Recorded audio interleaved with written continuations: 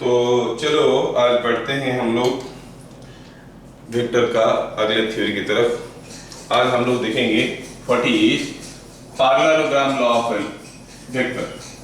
Parallelogram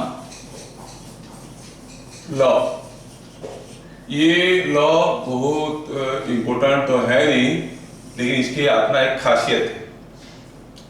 सीधे सीधे इस लॉ पे आते हैं तो आपको समझ में आ जाएगा क्यों ये इम्पोर्टेंट नहीं है और क्या इसका खासियत है।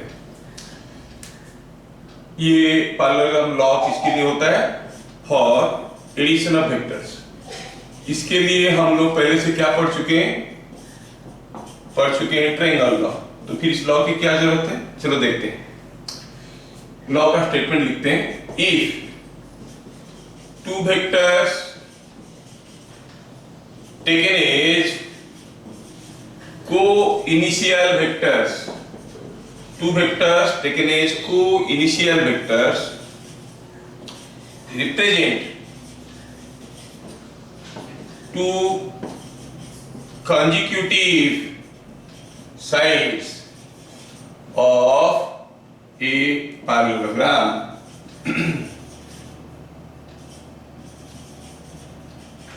then the diagonal emerging from their initial point graphically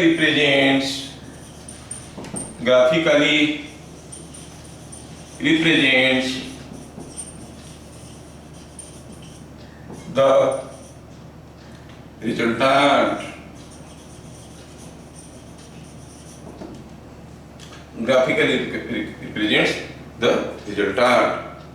ठीक है। अब ये रिजल्टेंट का ऑपोजिट टू रिजल्टेंट क्या होता है? एंटोनिम टू रिजल्टेंट होता है इक्विलिब्रिएंट। ठीक है, देखेंगे उसको हम लोग। हाँ, तो क्या कर रहा है? अगर हमें दो वेक्टर को जोड़ना है, कौन सा दो वेक्टर? सपोज ये वेक्टर और ये वेक्टर को जोड़ना है ए के साथ। मान लो कि ए छोटा वेक्टर है, बी ऐसा है, ये दोनों को जोड़ना है। हमें ट्रायंगल लॉ आता था, पहले हम ए को ड्रॉ करते थे, बी को ड्रॉ करते थे और ये बन जाता था ए प्लस बी। ठीक है, अब ये लॉ क्या कहता है? पैरेललोग्राम लॉ कहता है कि if two vectors taken as coinitial vectors, अगर दोनों को को-इनिशियल वेक्टर जैसे लेंगे, मतलब will have a common starting point. ये हो गया वेक्टर ए और जो दूसरा वेक्टर था वो को-इनिशियल था, मतलब दोनों का इनिशियल पॉइंट, दोनों का स्टार्टिंग पॉइंट बराबर होना चाहिए। ये हो गया B. If two vectors taken as co-initial vectors represent two consecutive sides of a parallelogram, now देखो ये दोनों मिलके एक पैरेललोग्राम की दो साइड को रिप्रेजेंट कर रहे हैं, है ना? This is the parallelogram. Then the diagonal of the parallelogram emerging from their initial point, यहां से निकलता हुआ डायगोनल, तो यही है। बोल रहा है कि लॉ क्या बोल रहा है? ग्राफिकली रिप्रेजेंट्स द रिजल्टेंट, मतलब ये हो गया वेक्टर ए प्लस बी। समझ में आया क्या? लेकिन देखो तो इसमें अंतर क्या है? इसमें और इसमें अंतर क्या है? हम ए के साथ बी को ऑर्डर में लेते थे तो ए प्लस बी बनता था, बस ये अलग तरीका है समझने का सेम चीज को। ठीक है, आप लोग पॉज लगा के लिखो, इसको मैं मिटाता हूँ, फिर मैं बताऊंगा इसका खासियत क्या है। इसलिए मैं बताया it is not a very important law. अभी अगर कोई पूछेगा what is the magnitude of the resultant, हम लोग कोई फॉर्मूला लगाएंगे, magnitude of the resultant a plus b, क्योंकि ये तो ट्रायंगल लॉ से कुछ अलग है ही नहीं। क्या होता था, याद है क्या? A square B square plus 2ab cos theta whole double. This is what is the resultant magnitude, है ना? तो क्या बताया मैं शुरू में, this law is a not a very important law, but इसका कुछ अपना खासियत है, इंपॉर्टेंस तो आपको समझ में आ गया, क्योंकि ट्रायंगल लॉ से जो बनता था वही है, खाली ग्राफिकली थोड़ा अलग तरीके से करना है। अभी इसका खासियत की पार्ट देखते हैं, आप लोग पॉज लगा के लिखो। ओके, नाउ इस लॉ से हमें एक बहुत इंटरेस्टिंग चीज समझ में आता है। सपोज हम कहेंगे ये वेक्टर को ये वेक्टर के साथ जोड़ना है, तो चलो जोड़ के देखते हैं पैरेललोग्राम लॉ से। तो पहले ले लिए ए, उसके साथ ले लिए बी, और फिर हम ड्रॉ किए वो पैरेललोग्राम, ये वाला हो गया पैरेललोग्राम। अब इसमें से जो रिजल्टेंट बनेगा, the resultant is something like this, you see this is the resultant, and you see this angle is small. The resultant makes a smaller angle with a bigger vector and bigger angle with the smaller vector. ये चीज समझ में आ रहा है कि resultant makes smaller angle with bigger magnitude vector, bigger magnitude vector and vice versa. अच्छा, दूसरा हुआ कि if a magnitude and b magnitude both are equal, तो चलो मानते हैं कि ये हुआ a, ये हुआ b, और ये हो गया रिजल्टेंट। तो आप देखोगे a का मैग्नीट्यूड b का मैग्नीट्यूड के बराबर है, obviously these angles will be all same. If a is b, a magnitude is equal to b magnitude, then देखने से ही समझ में आ रहा है r makes equal angle with a and b, दोनों के साथ बराबर एंगल करता है। ठीक है, एक छोटा सा क्वेश्चन देख लेंगे तो काम बन जाएगा। चलिए हम एक छोटा सा क्वेश्चन देखते हैं। ओके, आप लोग थोड़ा इसको लिख लो।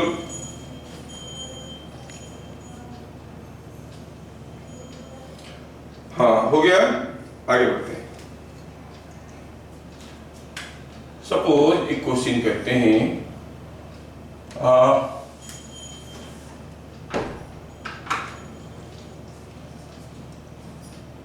two forces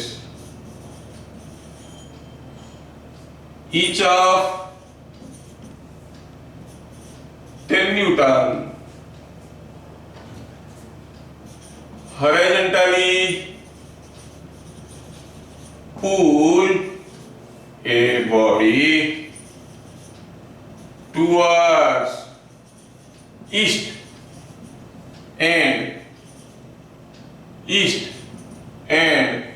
60 degree north of east. Find direction of acceleration। पूछा है एक्सीलरेशन का डायरेक्शन क्या होगा, मैग्नीट्यूड नहीं पूछा। तो क्या दिया है यहां पर ए वेक्टर कितना दिया है, इट इज 10 न्यूटन, कैसा है ईस्ट। बी वेक्टर कितना दिया है, वो भी 10 न्यूटन, किस डायरेक्शन में, 60 डिग्री नॉर्थ ऑफ ईस्ट। मतलब किसके साथ 60 डिग्री करेगा, नॉर्थ के साथ कि ईस्ट के साथ, ईस्ट का नॉर्थ की तरफ 60 डिग्री, मतलब ईस्ट का नॉर्थ की तरफ 60 डिग्री, मतलब ऐसा, ये हो गया 60 डिग्री। समझ में आया, ये हमारा ईस्ट है, ये नॉर्थ है, ईस्ट का नॉर्थ की तरफ 60 डिग्री। तो इसका मतलब हुआ what is theta, angle between the vectors, angle between the vectors is coming out to be 60 degree. अब if F net makes angle alpha with a, vector a, तो आप क्या कहोगे, tan अल्फा वाला फॉर्मूला याद है क्या, ट्रायंगल लॉ में हम लोग बनाए थे, क्या था वो, it was b sin theta by a plus b cos theta, ऐसे था कि नहीं, b sin theta by a plus b cos theta था ना ऐसे। हाँ अगर ये था तो चलो फिर डालते हैं, क्या पता चला, tan alpha is equal to b तो हो गया 10 साइन थीटा, थीटा था 60 degree, sine 60 degree by 10 plus cos theta, cos theta क्या है, cos 60 डिग्री, अब ये प्लस 10 b cos 60 हो गया, अब 10 टन हो जाएगा, रह गया कौन, ऊपर √3/2, नीचे 1 प्लस 1/2 दैट इज 3/2, नीचे 3/2 ऊपर √3/2 मिलके हो गया 1/√3। सो tan अल्फा इज 1/√3 और 1/√3 क्या होता है, it is same as tan 30, नहीं तो क्या पता चला, अल्फा इज 30 डिग्री। क्या कहेंगे, the vector makes an angle alpha, नहीं it makes an angle alpha. तो ठीक है, मैं थोड़ा इसको यहाँ पे कंटिन्यू करना चाहूंगा, तो देखो तो I am just continuing here, इसको मिटा देते हैं, आप लोग समझ गए हो।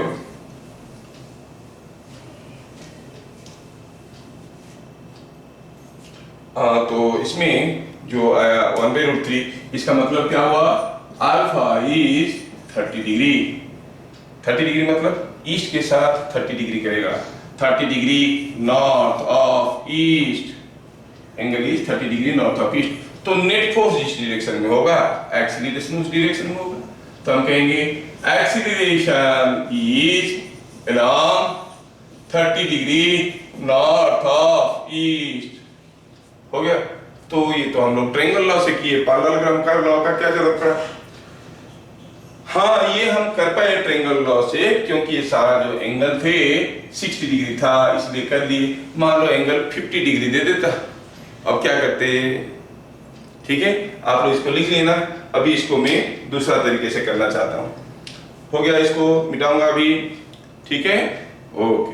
तो अभी मैं इसको मिटाता हूँ, I change the values, suppose ये 60 डिग्री की जगह क्या होता, ये होता मान लो कि 10 न्यूटन हॉरिजॉन्टली पूरे बॉडी टूवर्ड्स, थोड़ा कुर्सी में भी चेंज कर देता हूं, 20 degree north of east and 30 degree east of north, find direction of acceleration. अब बड़ा खतरनाक हो गया, अब ये सब एंगल वेंगल निकालना में हमको बड़ी दिक्कत होगा, क्योंकि cos 20 cos 40 ये सब का वैल्यू हमें मालूम नहीं है, तो हाउ टू प्रोसीड, थोड़ा ध्यान से दोनों फिगर को ड्रॉ करके देखते हैं। ये हो गया हमारा ईस्ट वेस्ट नॉर्थ साउथ, कोई बॉडी खींच रहा है 10 न्यूटन का, मैं सोल्यूशन बताने की बात कर रहा हूं। पहला वाला कैसे खींच रहा है, towards 20 degree north of east, east का नॉर्थ की तरफ 20 डिग्री, मतलब ऐसा है मैग्नीट्यूड 10 और एंगल है 20 डिग्री। चलिए पहला वेक्टर है, कॉल इट वेक्टर ए। दूसरा कैसा है, 30 degree east of north, north का ईस्ट की तरफ 30 डिग्री, मतलब ऐसा है, ये हो गया आपका क्या, this will be equal to ये वेक्टर बी और ये एंगल हो जाएगा 30 डिग्री।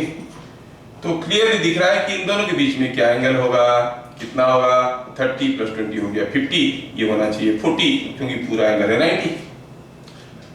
ऐसा केसेस में हमें क्या पूछा गया है, डायरेक्शन ऑफ एक्सीलरेशन, और हमें यहाँ पर क्या दिया गया है, दोनों फोर्सेस का मैग्नीट्यूड बराबर है, मतलब ये जितना है ये उतना है। इसका मतलब जो रिजल्टेंट होगा वो कैसे होगा, that will be making equal angle with both of them, दोनों के साथ बराबर एंगल, मतलब बीच से स्टार्ट होगा, गो लाइक दिस, है कि नहीं, this is the net force, you call this is the net force. अगर ये नेट फोर्स है तो क्या बता सकते हो ये एंगल कितना होगा, 40 है ना, दोनों के साथ इक्वल एंगल कर रहा है, तो ये 20 ये 20, तो हो गया 20 20।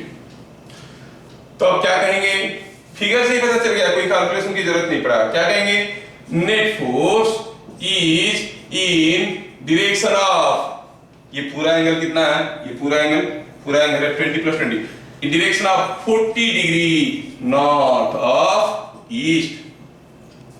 समझ में आ रहा है, बिना कैलकुलेशन का पता चल गया कि नहीं चल गया। अब क्या कहेंगे, सो acceleration is equal to is in the direction of 40 degree north of east।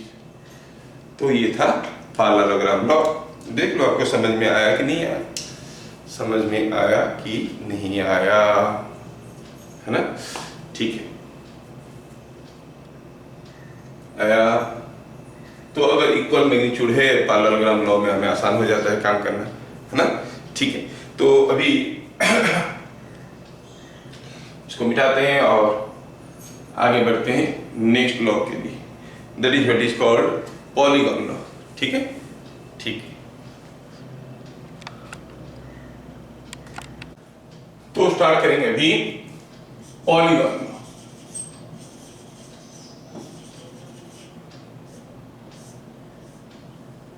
ये पॉलीगॉन लॉ एक ग्राफिकल अप्रोच है। ठीक है, जैसे आपका पैरेललोग्राम लॉ में हो या ट्रायंगल लॉ में हो एक न्यूमेरिकल अप्रोच भी था निकालने के लिए, ऐसा इसमें नहीं, सिर्फ graphically using graph paper only you can use this law. Purpose क्या है? To find out resultant of a number of vectors. ठीक है, तो क्या कहेंगे? It is a graphical approach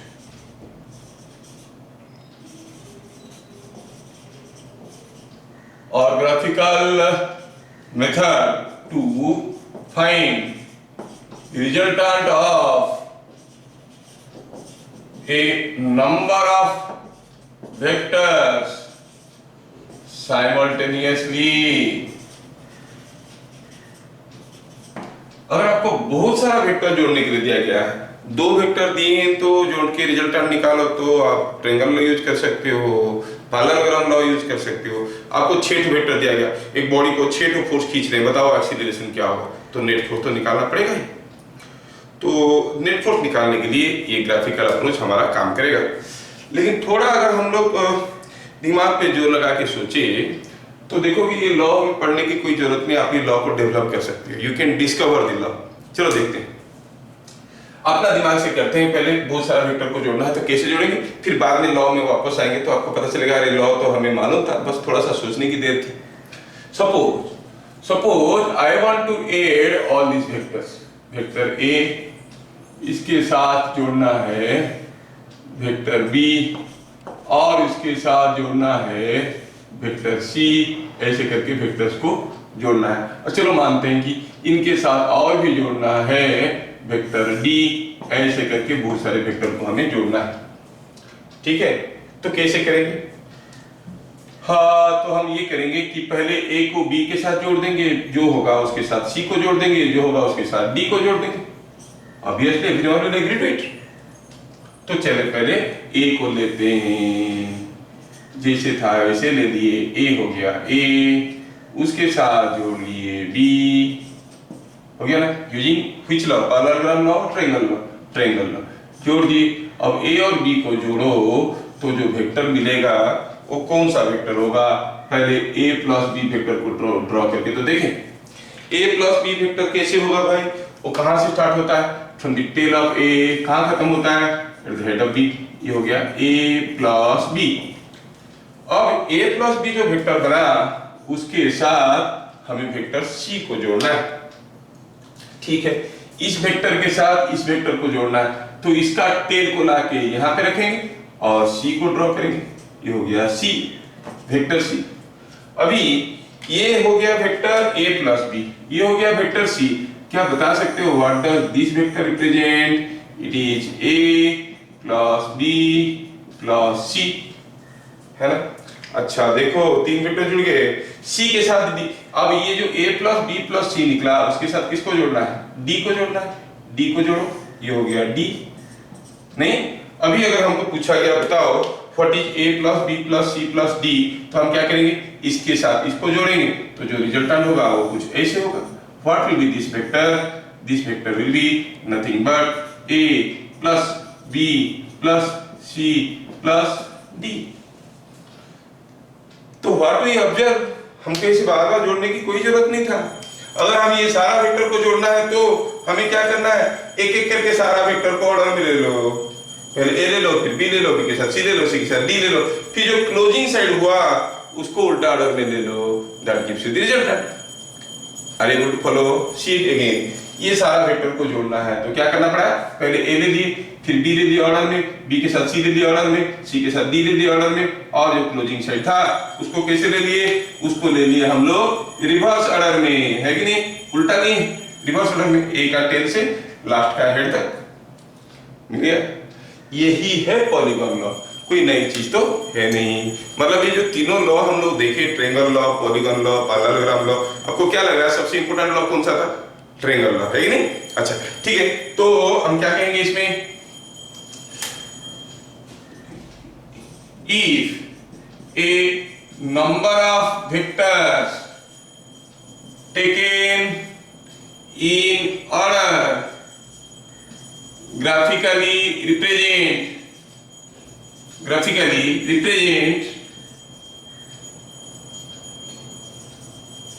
the consecutive sides of a polygon, then the closing side of polygon closing side of polygon represents taken in reverse order,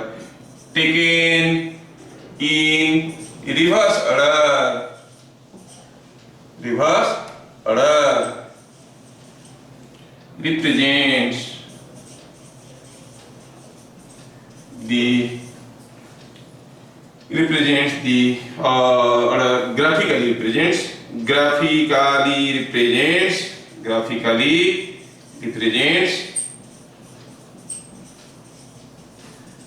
the resultant, है ना?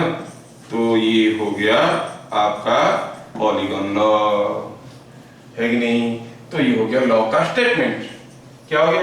अगर बहुत सारे वेक्टर को ऑर्डर में ले लेंगे तो उनका रिजल्टेंट क्या होगा ना? उनका रिजल्टेंट कैसे निकालेंगे? If you take a number of vectors in order representing the consecutive sides of a polygon, then the closing side of the polygon taken in reverse order represents the resultant, है कि नहीं? It's quite a simple one. ठीक है, ये एक graphical approach है और इसमें आपको बहुत सारे वेक्टर को जोड़ने के लिए scale, pencil, protractor, chart paper वो सब चाहिए, है ना? चलो अभी ये हमारा किस काम में लगता है थोड़ा इसको भी देख लेते हैं। इसमें हम कहेंगे कि सपोज एक चीज समझ में आ रहा है, पहला हुआ कि if A number of vectors taken in order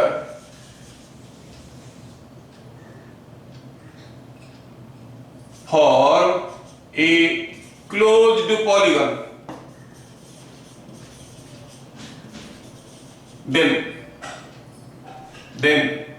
suppose हम कहेंगे ये वेक्टर और उसके साथ ये वेक्टर जोड़े और पता चला कि इसके साथ ये वेक्टर जोड़े, ऐसे तीन तो वेक्टर दिया गया था, जोड़ने के बाद पता चला कि ट्रायंगल बन गया, वो भी क्लोज्ड। अब इसका कोई क्लोजिंग साइड बचा ही नहीं, no closing side is left. Suppose हम कहेंगे ये वेक्टर, फिर ये वेक्टर, हाँ फिर ये वेक्टर और ये वेक्टर का रिजल्टेंट कितना होगा? और ये सारे तो खुद ही जोड़ गए, कोई क्लोजिंग साइड बचा ही नहीं। क्लोजिंग साइड नहीं बचा मतलब रिजल्टेंट क्या है? जीरो। ऐसा साथ अगर फोर्सेस किसी बॉडी के ऊपर आएंगे तो नेट फोर्स होगा जीरो। तो हम कहेंगे then the resultant is 0. There is no resultant. Resultant magnitude will be 0. You can call it a null vector. समझ में आ रहा ना? ठीक है।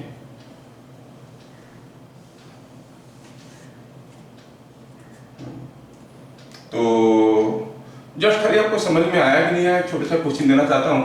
ये वेक्टर x, ये कोई एक वेक्टर y, ये कोई एक वेक्टर z, ये कोई एक वेक्टर, ये कोई दिया है एक वेक्टर p।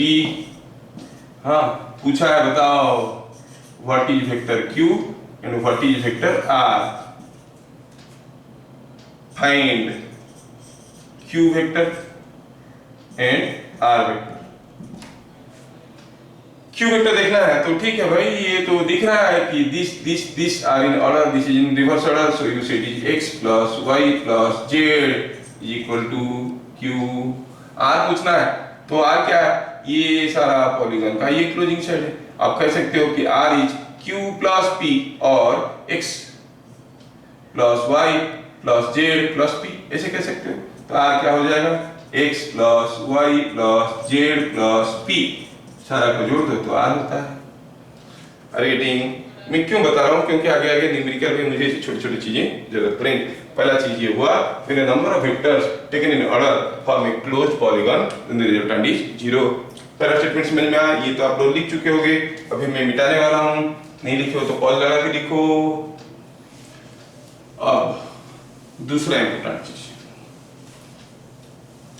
इंपॉर्टेंट चीज हुआ कि सपोज हम कहेंगे कि vector A plus vector B plus C plus D plus E, मान लो 5 वेक्टर है और पता चला ये चार पांचों को जोड़ो तो 0 होता है। क्या मतलब हुआ, if you draw these vectors in order the resultant will be 0, I mean they will be forming a closed polygon। अब ये सारे को हम जो भी है वेक्टर जैसे भी उनको अगर ड्रॉ कर देंगे तो वो एक क्लोज्ड पॉलीगन बनाएंगे, एक पेंटागन बनाएंगे और वो क्लोज्ड रहेगा क्योंकि सारे वेक्टर का सम 0 है।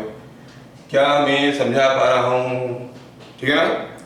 5 का सम 0 है मतलब they must be forming a closed polygon, चाहे वो कैसे भी हो। अच्छा, तो ऐसा हाल में अगर हम कहेंगे what is a plus b plus c plus d, तो ऑब्वियसली आपको होगी कोई इधर ले लो, b equal to minus e, है कि नहीं। अच्छा, तो बताओ a plus b plus c plus d का मैग्नीट्यूड कितना होगा, जितना होगा वो तो माइनस e का मैग्नीट्यूड होगा, है कि नहीं। अच्छा, अगर वेक्टर f का मैग्नीट्यूड 10 है, माइनस f वेक्टर का मैग्नीट्यूड क्या होता था, 10 ही होता था ना, magnitude can not be negative, तो माइनस e का मैग्नीट्यूड क्या हो गया, same as magnitude of e, same as magnitude of e। देखो ये किसी भी बुक में ये वैरायटी को कवर नहीं किया, लेकिन जेई के लिए चाहिए, थोड़ा ध्यान से देख लेना। मतलब इनमें से किसी एक को भगा दो, सपोज हम a plus b plus c plus d के जगह क्या करते, a plus b plus d plus e, इसका मैग्नीट्यूड क्या होता, जो छूट गया वही, मतलब जो छूट जाएगा उसका मैग्नीट्यूड बाकी सारे का सम का मैग्नीट्यूड के साथ बराबर होगा, है कि नहीं। जैसे for example 5 forces of 10 Newton, 20 Newton, 15 Newton, 12 Newton and 8 Newton pull a body horizontally in pull a say 5 kg mass horizontally in such a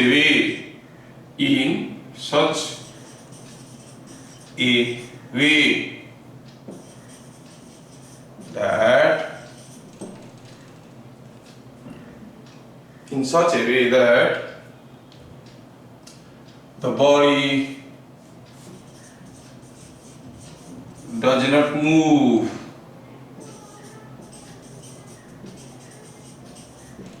if the 15 Newton force is removed.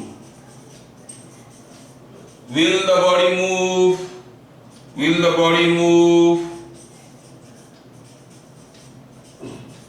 If yes, what is acceleration? समझ में आ रहा है क्या? थोड़ा ध्यान से देखो। ये तो हो गया, मैं मिटा देता हूँ इसको, ये हो गया। बोल रहा है कि कोई एक बॉडी रखा हुआ था, उस बॉडी को 4-5 आदमी मिलके खींचने लगे वो भी हॉरिजॉन्टली खींचने लगे। Suppose here is the body और इसके ऊपर ढेर सारे फोर्सेस आ रहे हैं। एक फोर्स आ रहा है 10 न्यूटन का, दूसरा 20 न्यूटन का, तीसरा 15 न्यूटन का, फिर एक 12 न्यूटन का, है ना, और ये 8 न्यूटन का। ऐसे करके फोर्सेस आ रहे हैं, अपनी अपनी डायरेक्शन में आ रहे हैं, है ना। ये 15 न्यूटन का, ये 10 न्यूटन का, ऐसे करके फोर्सेस आ रहे हैं। और ऐसे चारों तरफ से बॉडी रखा है बीच में, चारों तरफ से लोग खींच रहे हैं और ऐसे खींच रहे हैं कि बॉडी मूव नहीं कर रहा है। Are you able to realise ये सिचुएशन? कोई चीज बीच में रखा है, 5 लोग 5 तरफ खड़े, सब खींच रहे हैं और ऐसे खींच रहे हैं कि ब्लॉक मूव नहीं कर रहा। सब अपना अपना पोजीशन सेट किए। मतलब ये सारा वेक्टर को अगर हम ऑर्डर में लेंगे तो क्या होगा? पक्का they must be forming a close polygon, है। मूव नहीं कर रहा, मूव नहीं कर रहा मतलब नेट फोर्स 0 है। अब सारे आदमी पकड़ के तो खींच रहे थे इसको।